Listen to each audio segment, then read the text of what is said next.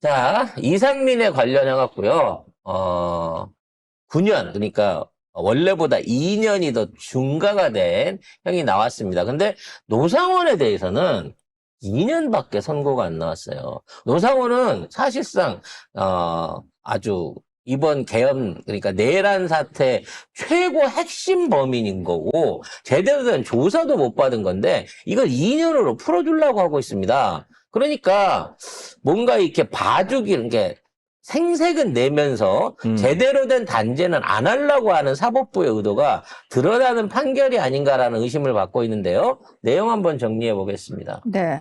자, 이상민 같은 경우에는 내란 중요 임무 종사 위증 등의 혐의로 기소가 됐죠. 그리고 1심에서 7년의 징역형을 선고받았는데요. 서울고법에서는 1심의 판단이 가벼웠다면서 2년을 늘려서 9년을 선고를 했습니다. 특히 그 언론사 단전단수 지시 문건을 전달받고 당시 소방청장에게 이 부분과 관련해서 지시를 내린 혐의를 항소심 재판부가 인정하는 거라고 보시면 될 것 같고요. 그리고 노상원 관련해가지고는 이 2년이 이제 뭐냐면은 그 부정선거 수사단을 꾸리려고 요원 정보 등 민감한 군사 기밀을 빼낸 혐의 요 부분과 관련해가지고 이제 대법원에서 징역 2년이 실형이 확정 판결이 된 겁니다. 그리고 그리고 불법 정보 취득만 처벌을 받은 거예요. 이 부분과 관련된 재판이었거든요. 네. 그래서 추징금 2,490만 원도 선고가 된 원심이 확정이 된 겁니다. 자, 그런데 노상원 같은 경우에는 이미 앞서서 내란 중요임무 종사 혐의로 1심 선고가 내려진 상황이거든요. 거기서는 징역 18년을 선고를 받고 항소심이 진행 중에 있습니다. 문제는 무기징역을 가도 지금 시원찮은 판에 지금. 지금 2심에서 이거 이제 진행 중인 재판이 있는 거 이거는 이제 2년으로 확정이 됐으니까 나중에 저 18년짜리가 한 15년 된다고 하더라. 2년을 보태갖고 17년 이런 식으로 증감이 돼야 되는데 이게 이보다 더 나온 형에 의해갖고 그보다 더 나온 형에 나머지 형은 감형이 돼버리는 거예요. 이게 없어지는 거야, 쉽게 말해서. 2년형 이상의 징역을 또는 그 형벌을 받게 되면 이 2년형은 받아도 의미가 없는 거예요. 징역으로 추가로 안 올라가니까 가중이 안 되니까. 그래서 이거를 쪼개갖고 재판을 하는 것 자체가 문제가 있다는 겁니다. 이걸 두리뭉실하게 다 말아갖고 얘가 해왔던 기획 단계에서부터 실행 과정, 나중에 어떤 방법으로 덮으려고 했는 것까지. 왜냐면 다 물어봤잖아.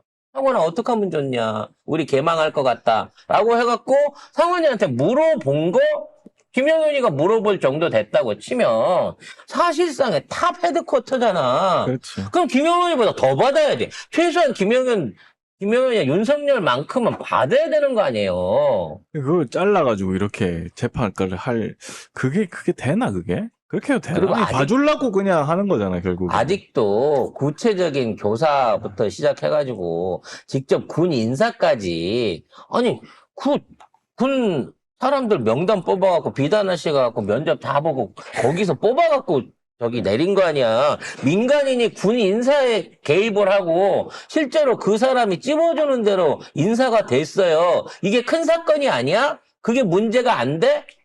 그냥 우연의 일치인 거야? 그게 2년이야? 아이고. 이런 모든 것들이 제대로 재판이 돼야 됩니다. 그와 관련해갖고, 특검이 앞으로, 추가적으로, 특검이 더 생기고, 상설특검이라든지 추가 특검을 통해가지고, 딴 사람 제일 중요한 사람이 노상원이에요. 이 나라에서 정말 옛날 그 나치가 유태인 학살할 때의 그런 프로토콜을 가지고 민주진영 인사를 말살시켜 버리려고 했던 이 나라 자체를 구한말 이전으로 돌려버리려고 했던 택도 없는 아이디어로 이 내란을 구성한 사람이 노상원입니다. 반드시 그의 얼마까지 죄를 저질렀는지부터 시작해갖고 그에 합당한 처벌이 있어주지 않으면 또 이런 또라이들이 나타납니다. 또 이런 놈들이 나타나가지고 나중에 내란 일으키겠다고 대한민국 뒤집어 보겠다고 나선다는 거예요. 우리가 역사적으로 있어서 한명회라든지, 예, 뭐 이런, 간신들이 자기 일생 안에서는 피해 안 받고 그냥 나는 시켜서 한 것뿐이에요라는 변명 때문에 제 수명 다 살고 현수 누리고 가는 꼴을 우리가 또 봐서야 되겠습니까? 일을 저지른 놈, 권력을 통해서 일을 저지른 놈도 나쁜 놈이지만 그놈들 뒤에서 이러한 아이디어를 대고 그냥 학살이라든지 내란을 만들어내게끔 조성하고 거기에 협조를 했던 놈들도 더 세게 받아야 됩니다. 네. 자, 노상원 같은 경우에 지금 하나의 재판으로 합쳐지지 않고 각각 별개의 재판으로 진행이 되고 있는 상황이잖아요. 동시 집행의 원칙이라는 게 있습니다. 별도로 재판을 받아서 형이 각각 확정이 되게 될 경우 우리 생각에는 2년이 대법원에서 확정이 됐고 이제 18년 1심에 선고받으니까 플러스 20년이라고 생각을 하는데 두 형기를 동시에 집행하기 때문에 최종 복역 기간은 가장 18년인 거예요. 네, 가장 긴 다 걸로 그냥 잡힌 묻어버리는 거죠. 거예요. 그렇죠. 자, 이런 와중에 또 윤석열의 정치자금법 위반이 징역 4년이 나왔습니다. 요거는 굉장히 의미가 큽니다. 이거는 국짐이 이거를 다 이제 토해내야 되는 선거 비용을 토해내야 된다는 결론을 내린 건데요. 요거 관련해서도 그거는 구형인 구형이요. 거니까 이제 선고가 난 건 아니니까. 예. 요거대로 나오기만 하면 가는 건데 4년형을 구형을 때린 거에 대해서 아무리 깎아준다고 하더라도 2년은 이상은 나올 거라는 거지. 때린 게 세니까 일단. 4년을 때렸으니까 무죄가 나올 수는 없다. 없고 많아봐야 2년 뭐 이렇게 나올 거기 때문에 어쨌든 실형 1년 이상만 나오면 이건 무조건 선거법 위반이고 선거 무효가 되는 거거든요. 자, 민중기 특검팀이요. 명태균으로부터 여론조사를 무상수산 혐의로 기소된 윤석열에게 징역 4년을 구형을 했습니다. 선고는 다음 달 23일에 이루어지는데요. 이진관 부장판사가 1심 재판장입니다. 윤석열에게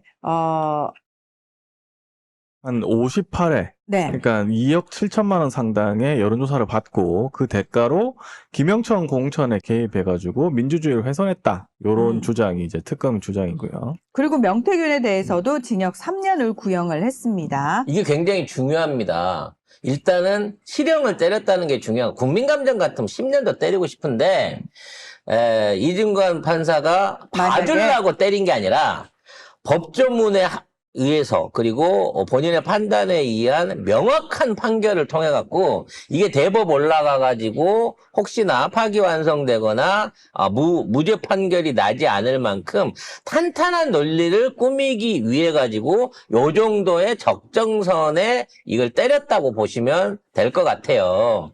지금 드러나 있는 증거로 확정할 수 있는 부분, 가장 핵심적인 부분을 주요 중죄로 인정을 하고 그 유죄를 때렸기 때문에 대법원에서 이거를 갖다가 무죄로 넘기거나 파기환송한다고 치면 이거는 더 큰 문제를 맞이하게 될 거고 지금은 헌법재판소에서 마지막에 이와 관련된 저기를 받아볼 수 있는 이 제도가 생겨져 있기 때문에 이대로만 된다고 치면 요게 확정되는 순간 국짐은 500억 가까운 돈을 지금 이자가부터 한 480억 되나 봐요. 480억 정도 되나 봐요. 요거를 토해내는 상황으로 가게 될 것이다 라고 봐집니다. 김건희 같은 경우에는 특검팀이 이제 이 여론조사 수사한 혐의로 별도로 기소를 했었거든요. 그런데 1심과 2심 모두 진행이 됐는데 정치자금법 위반 부분에 대해서 무죄가 선고가 됐습니다. 왜냐면 정치인이 아니니까요. 에라이. 이 사람은 민간인이기 때문에 권한이 없는 사람이 권한을 발휘할 수 없다라고 하는 그 명제는 김건희한테는 계속 통하는 거죠. 할 짓은 다 하고, 누리기도 다 누리고, 그러니까. 윤석열도 없는데 선상 파티를 즐겼는데도 김건희는 민간인이기 때문에. 애들이 알아서 했다잖아. 네, 애들이 알아서 해준 거기 때문에 죄가 없다는 겁니다. 참 좋은 세상에. 이러면 누가 대통령 부인하지? 네? 경찰도 문제가 많아. 아무튼 이런 것들을 바로잡기 위해서라도 뭔가 지속적인 사법 개혁은 필요로 할 것으로 보입니다.